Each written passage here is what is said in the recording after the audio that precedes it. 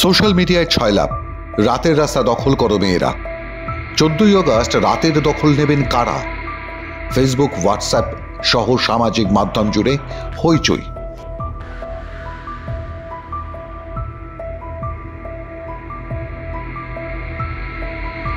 এরা কারা? কোন পতাকা? কি রং? কি প্রতীক? এই হাজারো প্রশ্ন নিয়ে পোস্টগুলো ঘুরছিল মোবাইলে, ফেসবুকে, ইনস্টাগ্রামে ছড়িয়ে যাচ্ছিল সমাজ মাধ্যমে। হঠাৎ রাতের রাস্তার দখল নেবার কথা কেন বলছেন বাংলার মহিলারা?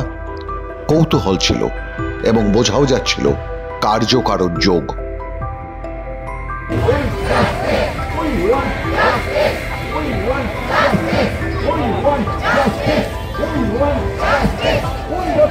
প্রতিরোধে আন্দোলন চলছে, সারা বাংলা কর্মসূচি চলছে,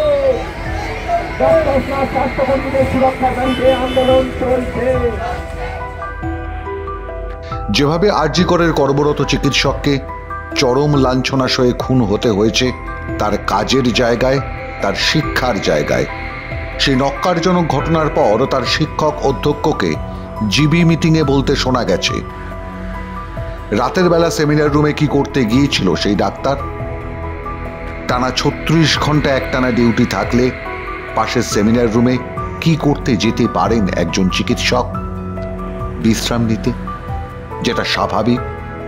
বরং মেডিকেল কলেজের উচিত ছিল নাইট ডিউটি করা চিকিৎসকদের জন্য বিশ্রামের ঘর বরাদ্দ করা। সেটা কেন করতে পারেননি অধ্যক্ষ? তার কোনো উত্তর নেই। তারপরেই কদর্য মন্তব্য কতটা অপমানজনক ওই মৃতা ছাত্রীর জন্য, যাকে হিংস্রভাবে খুন করবার আগে নৃশংস নির্মম অত্যাচার চালানো হয়েছিল। আক্রান্ত হয়ে মৃত্যুর পরেও মেয়েটিকে দোষারোপ করার মানসিকতা থেকে বেরোতে পারেনি সমাজ, শিক্ষক। প্রতিবাদ সেই মানসিকতার। এখন আর এটা কারোর ব্যক্তিগত ডাক নয়, এখন আমাদের সবার ডাক হয়ে গেছে এটা। তো যদি সমাজ মাধ্যমে আমরা এইভাবে সাড়া না পেতাম তাহলে হয়তো আন্দোলনটা এত বড় জায়গায় পৌঁছতো না। আমরা চাই আমাদের যে দাবিগুলো, সেই দাবিগুলো নিয়ে সবাই রাস্তায় নামি এবং সেগুলো যেন ঠিকঠাক মতো পূরণ করা হয়, আমাদের দাবিগুলো যেন মেনে নেওয়া হয়, তার উদ্দেশ্যেই আমাদের এই রাত্রিযাপন রাস্তায়। আর আমার একান্ত ইচ্ছে আমার তরফে যে আপনারা যে যে এলাকায় থাকেন সেই এলাকায় থাকুন, রাস্তায় নামুন, মাঝ রাতেই আসুন, দেখা হোক। ভয় না কাটালে কখনো নতুন সূর্য আসবে না। সবার সাথে দেখা হবে।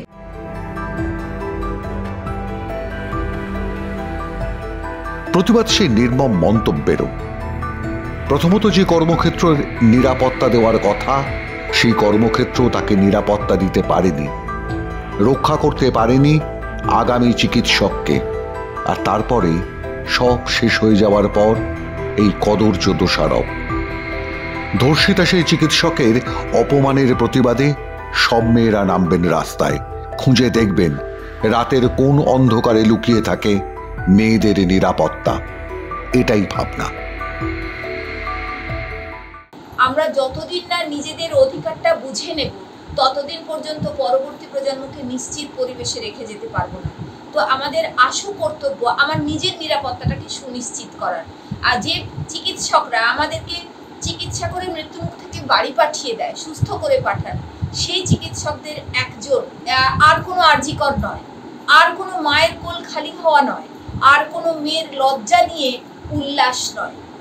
এটা জল্লাদের উল্লাস ভূমি নয়। এটা প্রমাণ করার জন্য 14ই আগস্ট রাত্রি 11টার পরে আমরা রাজপথে থাকবো, মেয়েরা রাজপথে থাকবো। কিন্তু শুরু হয়েছিল কিভাবে? জানা গেছে জাতীয় পুরস্কার প্রাপ্ত অভিনেত্রী সুদীপ্তা চক্রবর্তী প্রথম নাকি এমন পোস্ট করেন নিজের সামাজিক মাধ্যমে। সেই এক পোস্ট থেকে এখন হাজারো পোস্ট। নমস্কার, আমি সুদীপ্তা চক্রবর্তী, পেশায় অভিনেত্রী। রিমঝিম প্রেসিডেন্সির প্রাক্তনী রিমঝিম 3 দিন আগে সমাজ মাধ্যমে এক ডাক দেয় যে সমস্ত মহিলারা 14ই আগস্ট রাত্রিবেলা 11টা, 11:30 বা 11:50 নাগাদ আমরা রাস্তায় জড়ো হই। আসলে 15ই আগস্ট স্বাধীনতা দিবস, স্বাধীনতা নিয়ে অনেক বড় বড় কথা হয়, আমরাও বলি, পালন করি, ছোটদের শেখাই, আমরাও ছোটবেলায় পালন করেছি, কিন্তু এই মুহূর্তে দাঁড়িয়ে সেসব প্রায় অর্থহীন বলেই মনে হচ্ছে। একজন মানুষ হিসেবে তো বটেই, আর অবশ্যই একজন মেয়ে হিসেবে, একজন মহিলা হিসাবে, একজন মেয়ের মা হিসাবে, আরো অনেক কিছু হিসেবেই আসলে। যে আমি 8Bতে থাকছি 14 তারিখ রাত্রেবেলায়, এবং যারাই আসতে পারবেন তাদের সবাইকে আসতে বলছি। আমার বিনীত অনুরোধ শুধুমাত্র এটাই যে প্লিজ নিজেদের দলীয় পতাকা নিয়ে আসবেন না, দলীয় পতাকা ছেড়ে আসবেন। কোনো মহিলা হিসেবে, একজন মহিলার পরিচিতি হিসেবে, তার বোন হিসেবে, তার বন্ধু হিসেবে, তার পরিজন হিসেবে, তার পিতা, তার মাতা, তার ভাই, তার দাদা, এই প্রত্যেকটা পরিচয়ে আপনারা আসতে পারেন, কিন্তু তৃণমূল, বিজেপি, সিপিএম এর পতাকা নিয়ে আসবেন না, কোনো ধরনের দলীয় পতাকা নিয়ে আসবেন না। 15ই আগস্টের স্বাধীনতা দিবসে আমরা নারী স্বাধীনতা ছিনিয়ে নেব। রাজ্যের অন্তত 77টা জায়গায় জমায়েত হবেন বাংলার মেয়েরা 14ই আগস্ট মধ্যরাতে রাস্তার দখল নিতে।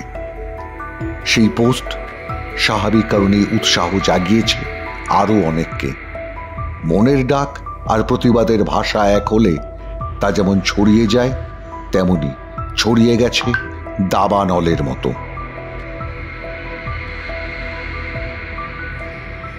আমি ফেসবুকে প্রথমে 3টে পোস্টার দেখি, কলেজ স্ট্রিট আর একাডেমি আর যাদবপুরে জমায়েত হচ্ছে মধ্যরাত্রে মেয়েদের রাত দখল বলে। আরজি করে যে দুর্ভাগ্যজনক ঘটনাটা ঘটেছে, যেটা আমাদের এখন একদম নিয়তি হয়ে দাঁড়িয়েছে প্রত্যেকটা মেয়ের জীবনে, তার প্রতিবাদে। তো সেই পোস্টটা দেখার পরে আমি আমাদের গ্রুপে সেটা শেয়ার করি যে আমরা কি ডানলপ মোড়ে এরকম একটা জমায়েত করতে পারি। আমার এক বোন এই প্রস্তাবটা রাখে। তো সেই পোস্টের পরে সেই পোস্টটা প্রচুর শেয়ার হয়ে যায় সোশ্যাল মিডিয়াতে। সেটা শেয়ার হয়ে যাওয়ার পরে দেখা যায় যে এখনো পর্যন্ত আমার কাছে পাওয়া খবর অনুযায়ী প্রায় 70টার বেশি জায়গায় সারা পশ্চিমবঙ্গ জুড়ে মধ্যরাতে মেয়েদের রাত দখলের ঘটনাটা ঘটছে। নিজেদের নিরাপত্তাটা সুনিশ্চিত করতে পারি। আসুন আমরা প্রত্যেকে মিলে নিজেদের নিরাপত্তার অধিকারকে প্রতিষ্ঠিত করতে 14ই আগস্ট রাত্রির 11টার পরে আমরা রাস্তায় থাকি। ঠিক তার 1 ঘন্টা পরেই আমাদের স্বাধীনতা দিবস 15ই আগস্ট।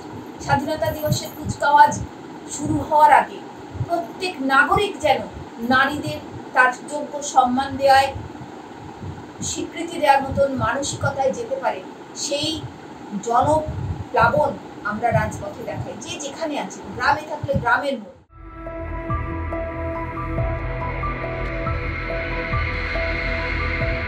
রং নেই, পতাকা নেই, স্বাধীনতার ৭৭তম বছরে একটাই দাবি বাংলার মেয়েদের, সেটা হলো নিরাপত্তা।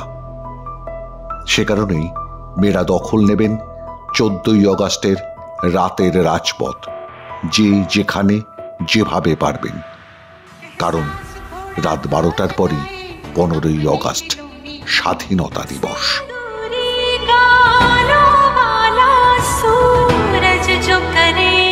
মাধ্যম ব্যুরো রিপোর্ট।